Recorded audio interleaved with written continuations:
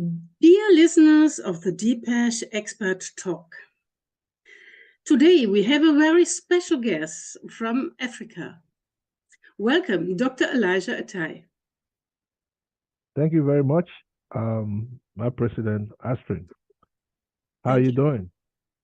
Good. I feel good. Yes. Good. You are a strong advocate for development and advance of African women, as well as president and founder of the African Women in Leadership Organization, the AWLO.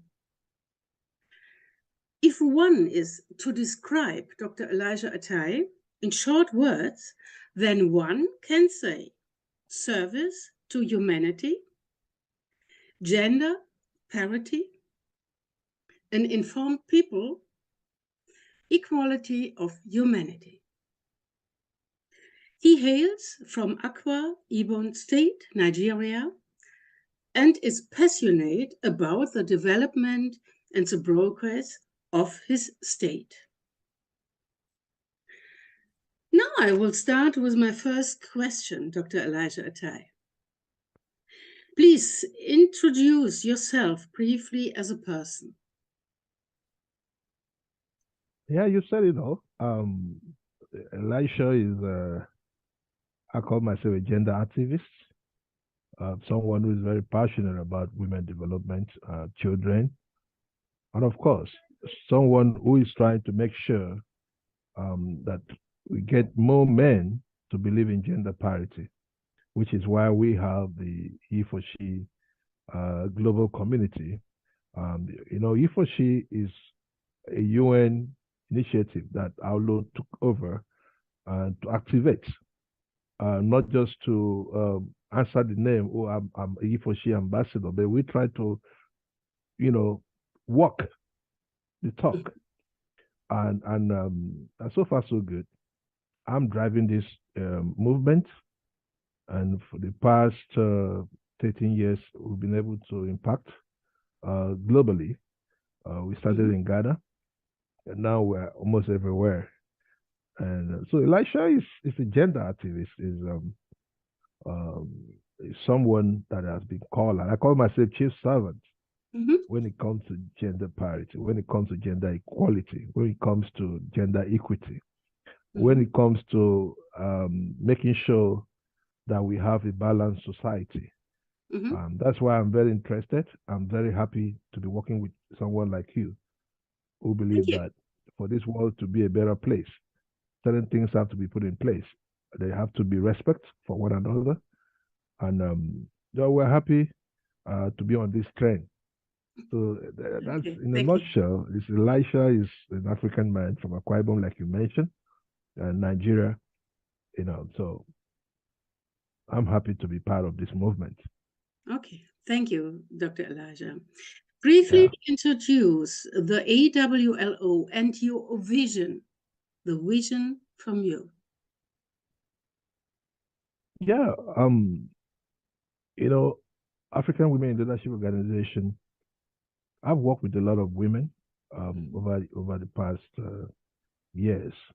I've seen the great side of women. I've seen the thing that was missing, which make me, sometimes a lot of people ask, this is a man, why you run a global organization for women development? It's because of those shortcuts, those lapses that I saw, that I feel women can do better if there's a platform to enhance the leadership qualities of women, as leaders, as leaders in politics and business, of course, at home. So AWLO give that platform for women leaders across Africa to come together and see how we can enhance the leadership qualities that God have already deposited in women, in every woman. So AWLO give that platform for that synergy, So the vision is to see more women in the leadership position across board. That is what we're working on in AWLO as an organization. Thank you, Dr. Elisha Attai. Thank you very much. Now, my next question to you. Briefly introduce the AWLO and your personal vision for this. For this. Yeah, Astrid, I've mentioned that I've worked with a lot of women leaders. Yes. In the past, I run a public relations company, Studio 115. As a PR consultant, I've worked with some notable women leaders in different countries. I've seen the very positive side of women, and I also, within the space of working with them, I've also realized that something was missing, which is why I started African Women Leadership Organization, AWLO, in Africa.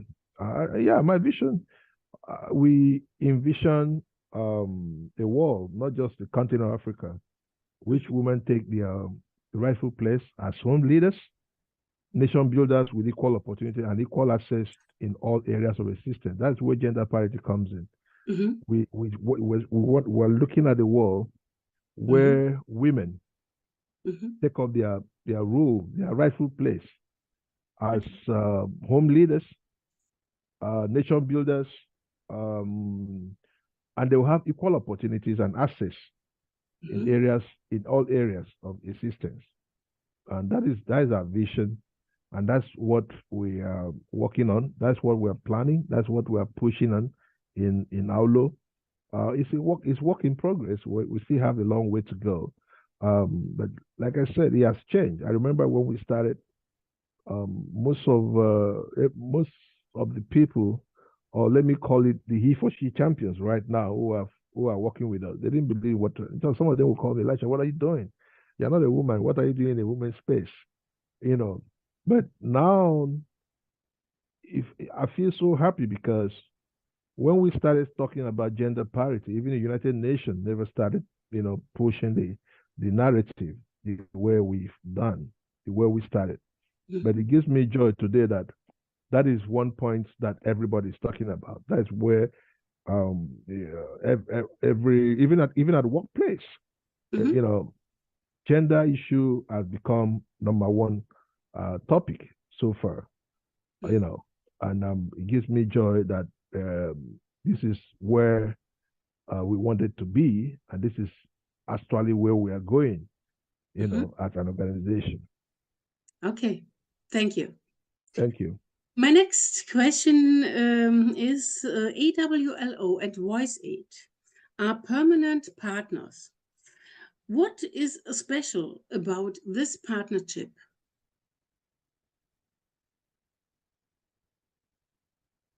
Yeah, number one is serving humanity. I see Voice8. I see from the very first time I got in contact with Voice8, I saw that we have almost the same vision of making this world a better place. While we drive it from the gender aspect, Voice8 is driving from the humanitarian aspect, and this two synergy works together in making this world a better place. So this is what I see. This is what, as an organization, we identify with Voice8 Germany, and it gladdens my heart that we had the first joint program together in March 8th, which was very successful. And this is what we've seen in our development partner, sustainable partner, in all our projects, in all our initiatives that we've put together for this year, going forward to, it's a long way to go. So I see Voice8 as, a driving partner in gender parity, leadership, effectiveness, and global development programs, especially when it comes to women's leadership. I feel Voice 8 is the right partner to have if you want to have a sustainable development in all areas. Thank you. Yep. Okay. Now I have a very interesting question to you.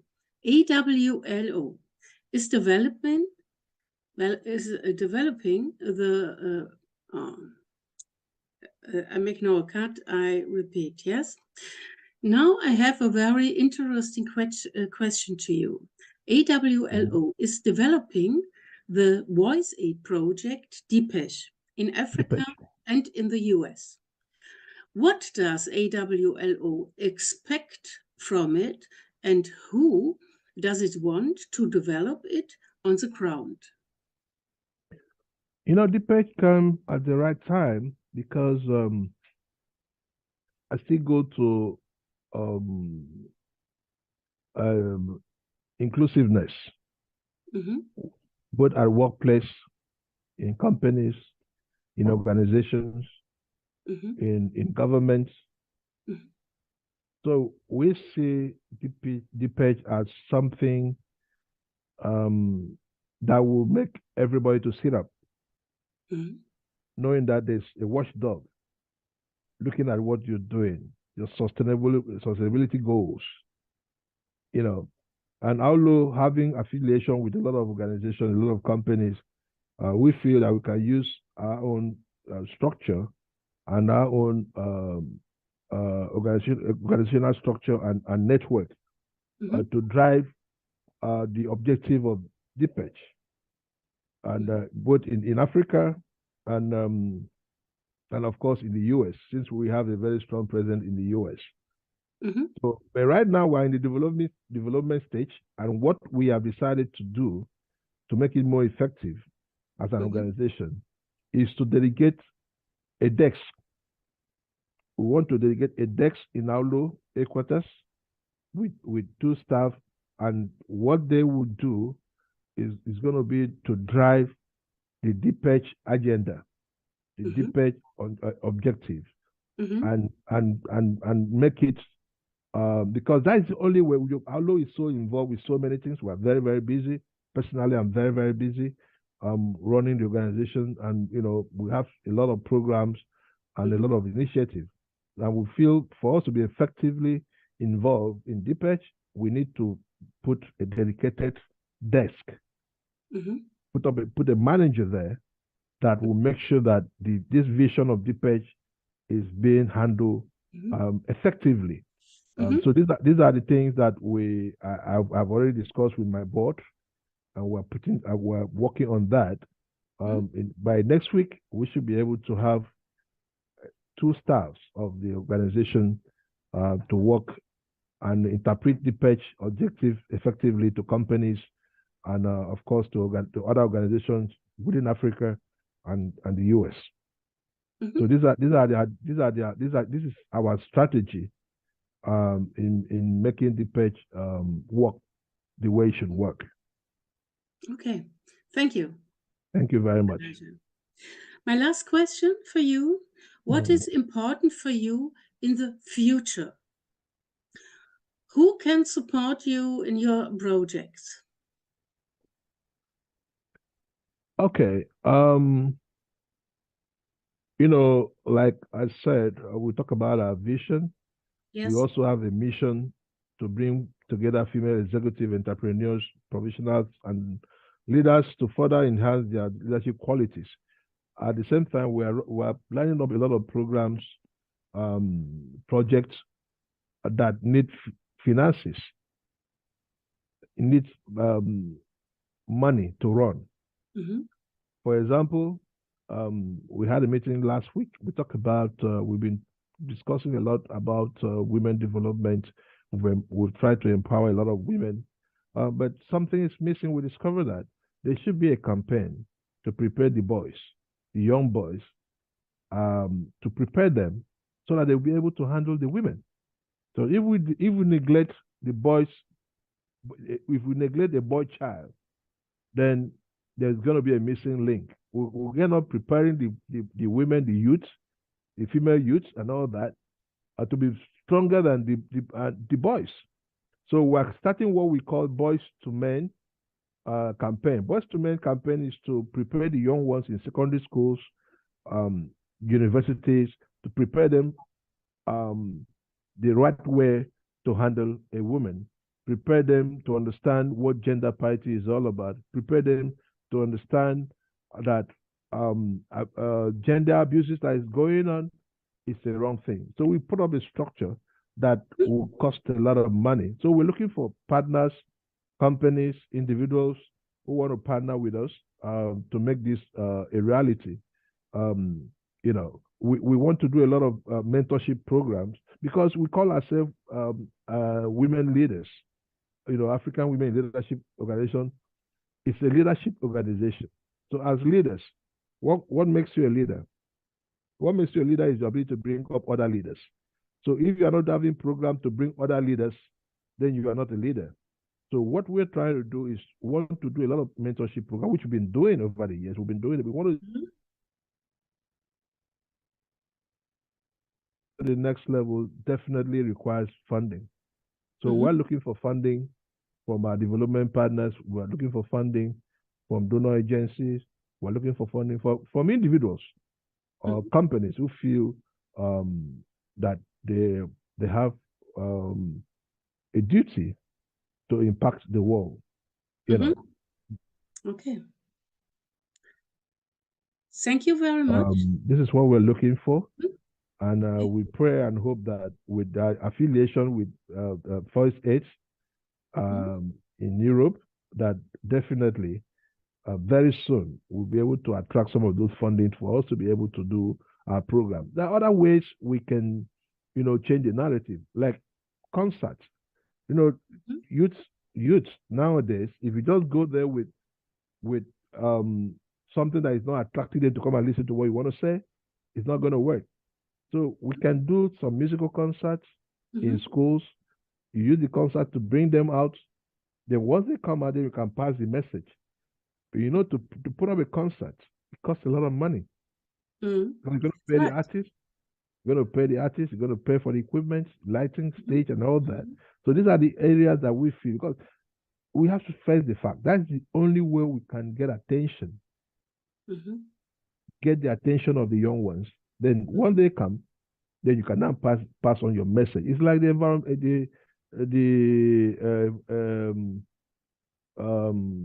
environmental change that is, you know, that is happening right now. You know, so how do you get people to understand that there is change when it comes to what we are seeing in the world? The only way you can do that is to attract them. Once they come in, then you can pass your message. Okay.